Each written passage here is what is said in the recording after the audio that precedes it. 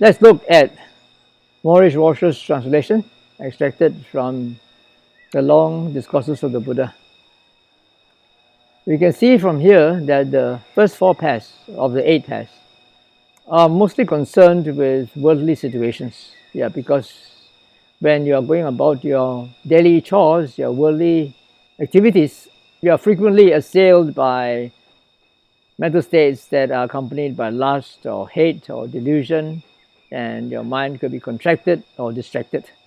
Contracted means that it's not flexible, it's not wieldy, it's like in a drowsy state where it just like contracts together and doesn't want to do any work. Like when you are overworked, you are fatigued, you don't have enough sleep, your brain doesn't function. You cannot think properly. That is what is meant by contracted. Distracted means you are distracted by many things and you cannot focus. These are the things that you would encounter in the course of your daily life. However, they can also be found in the beginning stages of meditation. If you are doing some sort of mindfulness practice or meditative practice, at the beginning you have to grapple with all this. That's why sometimes these are classified under the 5 hindrances. They are applicable to both worldly and meditative situations, but mostly to worldly ones. Because if you go deeper into your meditation, these states will be left behind. You'll be free from this hate and lust and illusion to some extent, and also your mind will not be contracted or distracted because it is composed. In the later stages of meditation, these may not apply, but in the early stages of formal meditation or when you start to practice, they certainly do apply. The other 4 pairs are more specific to meditation because, as I explained in my introduction, mahaggata here refers to exalted minds, exalted mental states, invariably associated with the jhanas according to the commentary. Whether it is exalted or not exalted, of course, not exalted here will not mean worldly state because that's very obvious. It's a matter of whether in your meditation, whether you have reached the jhanas or not. Maybe you are meditating but you have not reached the jhanas yet, but you still have some level of composure. That is an unexalted state. That is still a meditative state. Then of course, surpassable and unsurpassable. Surpassable means any mental states that you have attained which can be surpassed by something higher. Unsurpassed or unsurpassable means that you have reached the epitome of that worldly meditative composure. According to the commentaries, that is the arupas. Concentrated and not concentrated is whether your mind is composed or not, and that composure has also different levels of composure. As you can see in the jhanas, you got the first, second, third, fourth jhana, and then you have the arupas. And even before you get the first jhana, there are also pre-jhanic states of samadhi. Liberated here means that you are liberated from successive levels of defilements, of obstructions, hindrances in the course of your practice. Unliberated means you are still below. Liberated means you are liberated from some, but maybe you got some more to be liberated. Looking at all this, because the first 4 pairs are so general in nature, they cover almost anything under the sky. Because the first 3 pairs are about the roots of unwholesome and wholesome states. So it could be anything. It's so broad, in fact, that even without the ones below, the first 3 is good enough. If you want to be so general, you just look out for greed, hatred and delusion. Is there greed, hatred and delusion? And everything can be classified under that. Whether there is or there is no greed, hatred or delusion. In fact, there is one particular sutta in the Samyutta Nikaya. It's called Atthinukhopariyāya Sutta in the Salayatana Samyutta, where the discourses connected with the 6 sense bases, 153. There the Buddha asked the monks, is there a method by means of which a bhikkhu, apart from the 5 grounds of accepting something, one can declare that he has attained arahantship? What are these 5 grounds? Usually we accept things based on faith.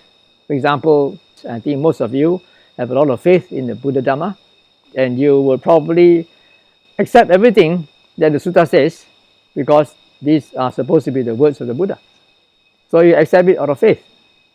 Or you have faith in your teacher, and whatever your teacher says, you accept it because you have faith. To give you a worldly situation, when you're sick, you go to see a doctor, the doctor gives you a diagnosis, gives you a prescription, you take it and you consume it. Why? Because you have faith. You have faith in the doctor. How would you know that he's really giving you the right medicine that will cure you? You wouldn't know because you are not a doctor. But then you have the faith in him. That's why you accept. Secondly, it could be due to liking. Some people are attracted by looks or by charisma. Because they like a certain Dhamma preacher or they like a certain person, then simply because of their liking, they accept whatever he or she says. Thirdly is by hearsay, by tradition. For example, people say that if you take the mRNA vaccine, it's going to be very bad for you, it will affect the whole immune system, and then a few years down the line, you will get into trouble, or it will cause a blood clot somewhere in your blood circulation, and then you could die of a stroke or a heart attack. The anti-vaxxers, they hear this and they accept it. Well, the problem is we don't really know who is telling the truth. Or maybe these are various aspects of the truth seen by various people, because these are also professionals. They are researchers, they are professionals, they are doctors, medical practitioners. They are the ones who also promote this anti-vaxxers argument. And they have also scientific evidence to prove that it is true. On the other hand, you have those people who promote vaccination and say it's safe, it's only 1 in a million or so who get all these adverse side effects. So you see, it depends on whom you believe. It's all hearsay, right? Because we are not medical practitioners, we are not researchers. How do you know which one is correct? We don't know.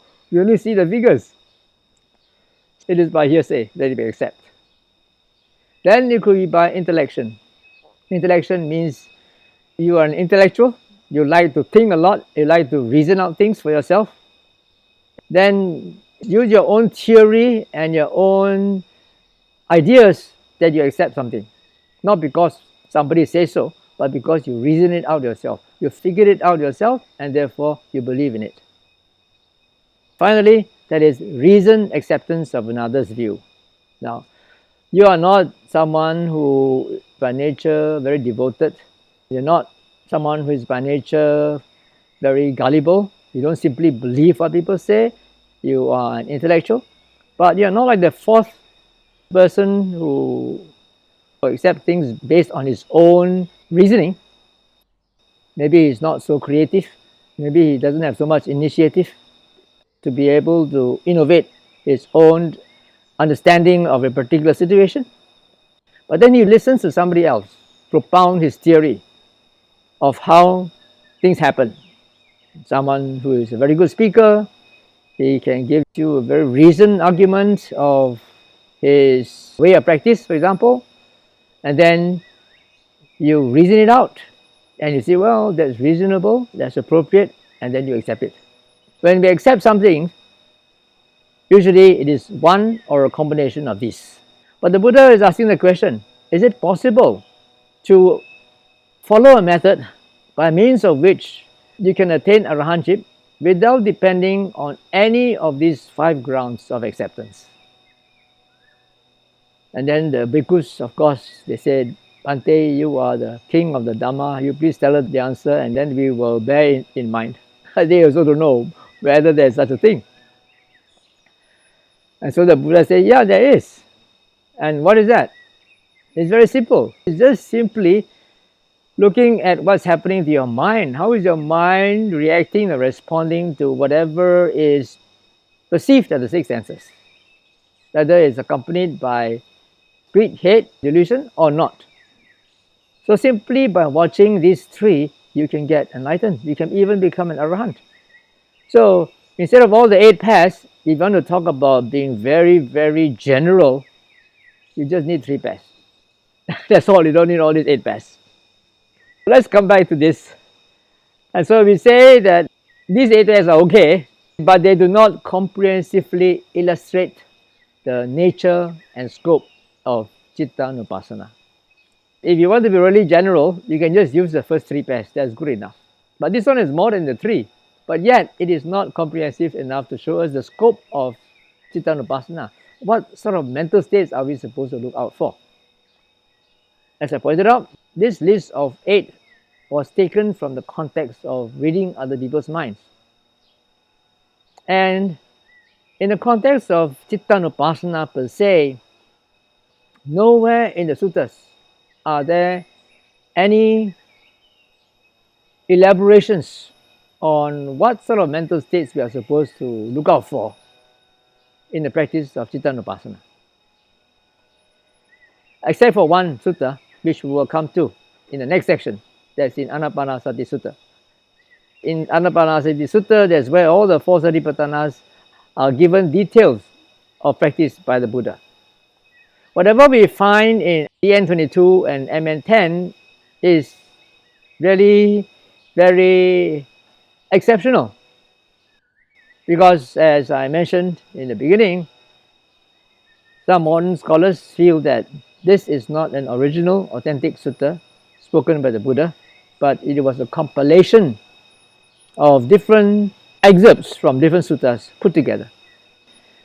So that's why, because there was no list given for Cittānupassanā by the Buddha himself, the compilers of DN22 and MN10, out of good intention, I guess, they borrowed this list from the context of reading other people's minds and then put it in here. Well, the reason could be because, like some of you say, in order to read other people's minds, you must read your own mind first, right? You must fully understand your own minds first before you can read other people's minds. So it's a good idea, if you want to read other people's minds, to start off by reading your own minds, by looking at these things that you're supposed to look at when you read other people's minds. But then, my answer is really quite ambivalent. You can say it's okay in the sense that it's general enough to cover almost anything. But then on the other hand, it may not be so okay because it's not comprehensive enough to show us the scope of Cittānupassanā. I will leave it hanging here until we go on to the next section.